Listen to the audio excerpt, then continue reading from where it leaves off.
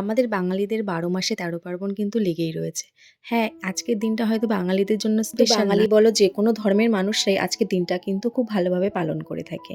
আর আজকের দিনটা স্পেশাল হচ্ছে কেক। এটা হচ্ছে যীশু খ্রিস্টের জন্মদিন আর আমরা এটাকে বড়দিন হিসাবে পালন করি। মানে আমাদের যেহেতু এখন শীতকাল চলছে সেহেতু আজকের পর থেকে আমরা মনে করি বড়দিন স্টার্ট হচ্ছে। থেকেই শুনে এসেছি মানে আজকে বেলাটা বড় বড়দিন হচ্ছে। যেহেতু সেজন্য কেক খাওয়া হয়। অত কিন্তু জানতাম না কেন খাওয়া হয়। কিন্তু যত বড় হয়েছি তত জেনেছি আজকে যীশু খ্রিস্টের জন্মদিন উপলক্ষে কেক সকালবেলায় উঠে যখন দেখতাম বাবা কেক নিয়ে হাজির হয়েছে তখন খুব খুশি হতাম আর কেক কাটিং এর সময় বলতাম হ্যাপি বার্থডে টু ইউ, যেটা আজকে যতই যীশু খ্রিস্টের জন্মদিন হোক না কেন আমরা বাঙালিরা ভালো মন্দ কিছু খাবো না তা কি হয়ে থাকে? আজকে কিন্তু প্রতিটা বাঙালি বলো যে কোনো মানুষের বাড়িতেই ভালো মন্দ কিছু রান্না আর আমরাও বা বাদ থাকবো কেন? তাই আজকে সকাল সকাল আমার হাজবেন্ড মাটন নিয়ে হাজির। মেয়ে যেহেতু ছোট ওকে এখনো পর্যন্ত আমি মাটন দেওয়া স্টার্ট করিনি আর আমার শাশুড়ি মাও মাটন খায় না, চিকেন খায়। সেই জন্য ওদের জন্য আজকে শিঙি মাছ রান্না করা হয়েছিল। আর দেখতেই পাচ্ছ আমাদের গাছে পেঁপে হয়েছিল। বড় বড় পেঁপেগুলো পাড়া হয়ে গেছিল সেরকম ছিল না, তাই ছোট একটা পেঁপেই পাড়া হয়েছিল। তোমরা তো সবাই মাটন রান্না করতে পারো, সবাই জানো রেসিপিটা, কিন্তু আমি কিভাবে রান্না করি তাই আজকে তোমাদের সঙ্গে একটু শেয়ার করব। তোমরা যদি মনে করো একদিন এইভাবে একটু ট্রাই করে দেখতে পারো, দারুণ লাগে। কিন্তু প্রথমে কড়াইতে তেল গরম করে আলুগুলো ভেজে নিয়েছিলাম। এরপরে একটু জিরে, একটু শুকনো লঙ্কা, তেজপাতা আর গোটা গরম মশলা, যার মধ্যে ছিল এলাচ, লবঙ্গ আর দারচিনি। তো সমস্ত কিছু ফোড়নে দিয়ে দিয়েছিলাম। আর ফোড়নের মধ্যে না আমি একটু চিনি দিই। তো চিনি দেওয়ার পরে না গন্ধটা একটু অন্যরকম আসে। চিনি দেওয়ার একটাই কারণ কালারটা খুব ভালো আসে। আমার কাছে চিকেন হোক বা মাটন হোক যদি কালারটা একটু লাল লাল টাইপের না আসে না ঠিক পোষায় না, মানে মনেই হয় না যে রান্নাটা জমেছে। দেখো মশলাগুলো একটু ভাজা ভাজা হয়ে গেলে কুচনো পেঁয়াজ দিয়ে দিয়েছিলাম আর পেঁয়াজটা ভালো করে ফ্রাই করে নিয়েছিলাম যতক্ষণ না লাল হয়। আরেকদিকে কিন্তু মা আর মেয়ের জন্য পেঁপে দিয়ে আলু দিয়ে শিঙি মাছের ঝোলটা করছিলাম। তো সেই রেসিপিটা তোমাদের সঙ্গে শেয়ার করছি না, আজকে শুধু মাটনটাই শেয়ার করছি। পরে দেখো মাটনটা আমি ম্যারিনেট করে রেখেছিলাম, তার জন্য দিয়েছিলাম জিরে, রসুন আর শুকনো লঙ্কার একটা পেস্ট। এরপরে দিয়েছিলাম লবণ, হলুদ, একটু লঙ্কার গুঁড়ো, তারপরে টমেটো কুচি, কাঁচা লঙ্কা চেরা আর সামান্য পরিমাণ তেল দিয়ে ভালো করে মশলাটা ম্যারিনেট করে নিয়েছিলাম। ধনে গুঁড়ো দিয়ে দিয়েছিলাম, যেহেতু গোটা ধনে আমার বাড়িতে ছিল না সেই জন্য ধনে গুঁড়োই দিয়েছিলাম।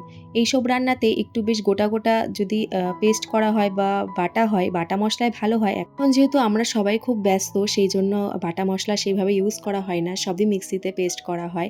সেই জন্য রান্নার স্বাদটা অতটাও না আসলে তবুও কিছুটা চলে যায়। যেহেতু লঙ্কায় না প্রচণ্ড হাত জ্বলে আর আমার মেয়েকে ধরতে হবে সেই জন্য ভাবছিলাম একটু হাতা দিয়ে ট্রাই করি, কিন্তু মন তো মানে না। হাত ছাড়া কিন্তু ভালো করে ম্যারিনেট করাই যায় না, মানে আমি তো পারি না।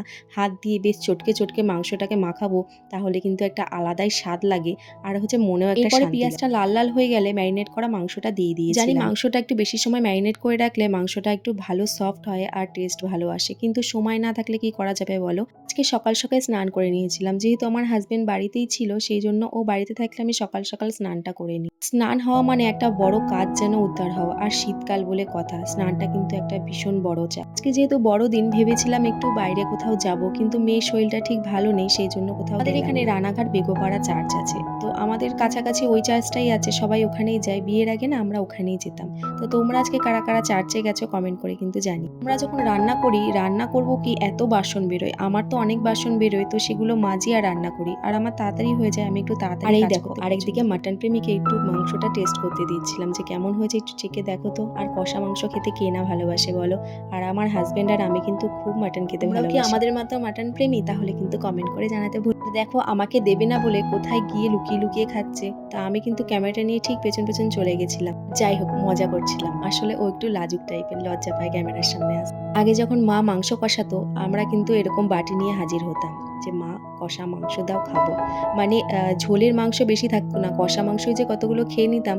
আর মাংসের তেল, বিশেষ করে মাটনের তেলটা এত ভালো লাগে খেতে। আমরা যখন মার কাছে যাই তখন মা কিন্তু বাটিতে করে মাংস দিতে ভোলে না। এখন আমাদের সাথে তার জামাইও কিন্তু ইনক্লুডেড। দেখো তোমাদের সঙ্গে কথা বলতে বলতে মাংসটা প্রেসারে দিয়ে দিয়েছিলাম, 4টে সিটি দিয়ে নিয়েছিলাম আমি। মাংসতে 4টে সিটি দিয়ে আর আলু দিয়ে তারপরে 2টো সিটি, মোট 6টা সিটিতে মাংসটা ভালোভাবে সেদ্ধ হয়ে যায়। দেখতেই পাচ্ছ কত সুন্দর গলে গেছে 4টে সিটিতে।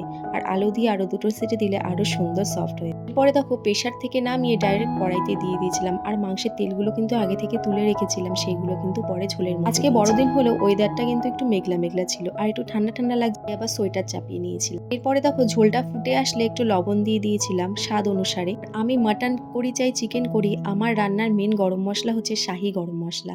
তো এই গরম মশলাটা আমি ইউজ করে থাকি রান্নায়, আর এটাতে ফ্লেভারটা না খুব ভালো আসে। তা তোমরা মাংসতে কি গরম মশলা দাও জানিও তো গরম মশলাটা দেওয়ার পর কিন্তু আমি বেশিক্ষণ ফোটাই না, মানে আঁচটা একদম আমার লো থাকে। এরপরে আস্তে আস্তে একটু ফুটতে দিই।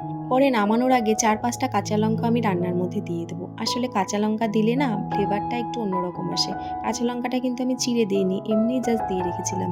এটার ফ্লেভারই অনেকটা ভালো বেরোয়। তোমরা একদিন ট্রাই করে দেখতে পারো, আশা করি ভালো লাগবে। যখন বাড়িতে মাংস রান্না হতো তখন খিদেটা একটু বেশি পেত, মানে বারবার খিদে পেত, বিশেষ করে মাটন হলে।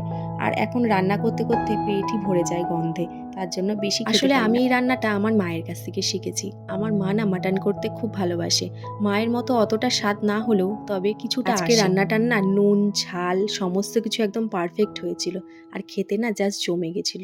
তো চলো সবাইকে আজকের মতো টাটা। আর আজকে আমার ক্রিসমাস তো এভাবেই কাটলো, আর তোমাদের কিভাবে কাটলো শেয়ার করতে কিন্তু ভুলো না।